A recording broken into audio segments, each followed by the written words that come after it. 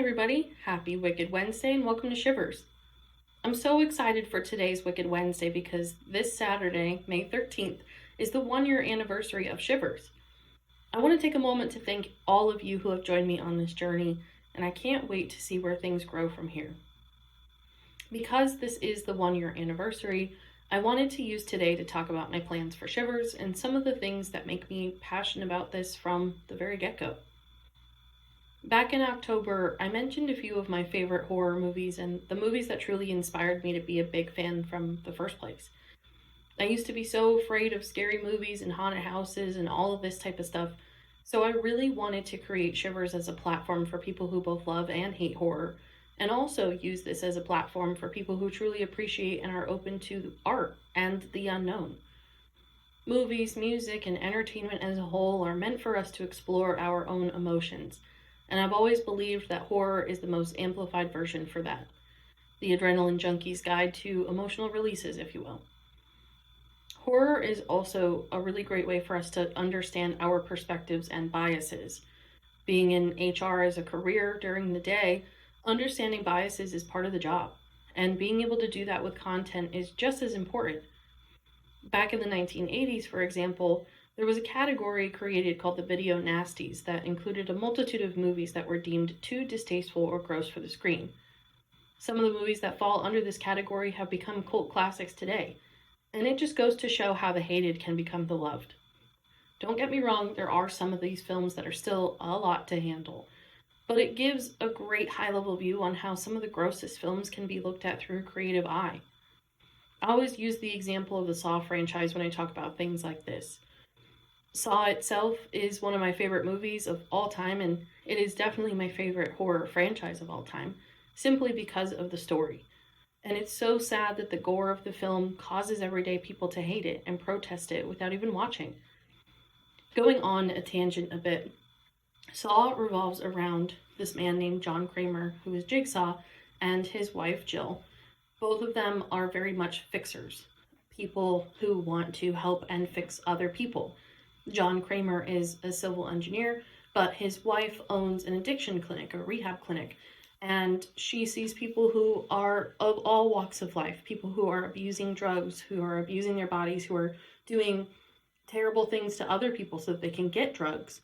And it's not until John Kramer and his wife lose their unborn child that John Kramer snaps and turns into Jigsaw. And he takes this man and puts him in the first trap, the first experiment, to say, you are doing terrible things to all of these people, including my wife, by killing our unborn child, even if it was on accident.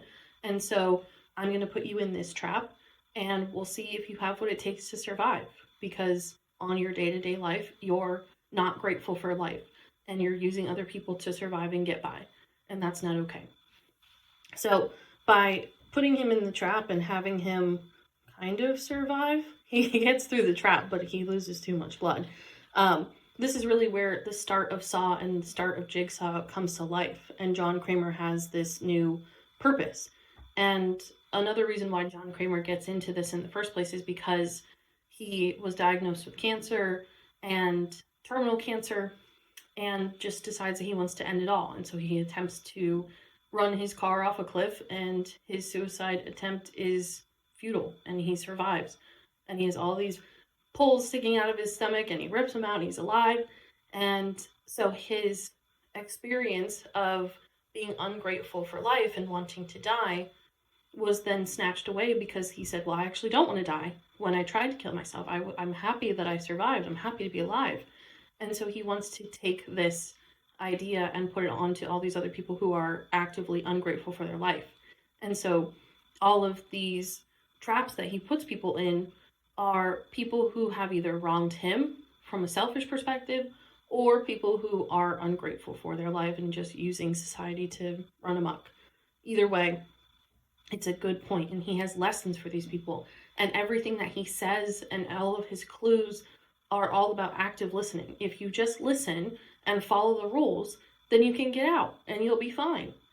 And 9 times out of 10, these people don't listen, and they run and they scream and they just freak out, and then they get themselves killed.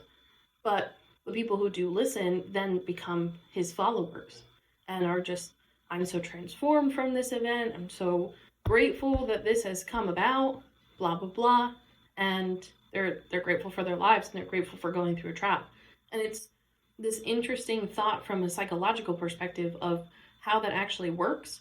But it's also from a societal perspective, just so interesting to think about, because what would we do if we were put in that situation? How would we act and how would we change? And how would we not only start valuing our lives a little bit more, but how would we be more compassionate for other people? And I think having all of those thoughts go through your head while you're watching this movie, if you can get past the gore, these are the thoughts that you will have. And that is why I'm so passionate about Saw and movies like that, because it's what is being not said outwardly. What is being said outwardly that is maybe being missed. And I'm so passionate about that stuff, and I hope that that translates in the things that I'm doing with Shivers. So, moving on a little bit, getting away from Saw, from the paranormal side of things. I've always been a big fan of ghost hunting shows and used to be obsessed with Paranormal State as a kid, mostly because they were from Penn State, but also Psychic Kids, which was another TV show on A&E. I do also give a lot of credit to my middle school library teacher who had us watch the show A Haunting and read us stories about Robert the Doll and the Winchester House and all these famous locations and stories. Once I went to college, I joined a ghost hunting group and was able to go to multiple haunted houses and haunted locations in Philadelphia, which was such a cool opportunity, being able to see all of that history and be a part of the hauntedness of it. Being a real adult now, I received my parapsychological field investigator certification last year, i.e., I'm a ghost hunter now, certified ghost hunter. Along with that, I have been working with Solely Holistic, which is my mom's business, in an effort to merge the interests of the paranormal crowd with those of the spiritual crowd. And a little plug, this Saturday, we'll be hosting a psychic fair in person and virtually, where I'll actually be a reader. So I'm really excited and nervous about this, but it's just the next step in the process. So it is my goal and my dream to turn Shivers into a worldwide horror event and entertainment company, and I really can't wait to begin going on more cross-country tours of haunted locations with all of you. It's also been my number one goal forever to open my own Halloween haunt. Even before Shivers, this is something that I've always wanted to do. As Shivers grows, the Halloween haunt gets closer and closer to reality, and it just makes me so excited. I'm giving you all a sneak peek. The Halloween haunt will be called Follow the Rules. Everything's connected, now you see. So, wrapping up our Wicked Wednesday today, I want to leave you all with a few statements. Anyone can be a horror fan. You don't have to know the thousands of underground horror movies to be a fan, and it's never too late to start. There are TV shows, movies, podcasts like this, and tons of books that you can use to gauge your interest in different genres, giving you an idea of what you may or may not like. As a celebration for 1 year of Shivers, this Saturday, on May 13th, the 1 year anniversary, my book, Burn Her Down, will be released. I would be honored if you would use this story to gauge your horror interests, but I am incredibly grateful for everyone who wants to read it in general. So, thank you all for the support. I am truly humbled and grateful, and thank you for listening to today's Wicked Wednesday. The Shivers Meetup page is as active as ever, so feel free to sign up and be a part of this spooky world.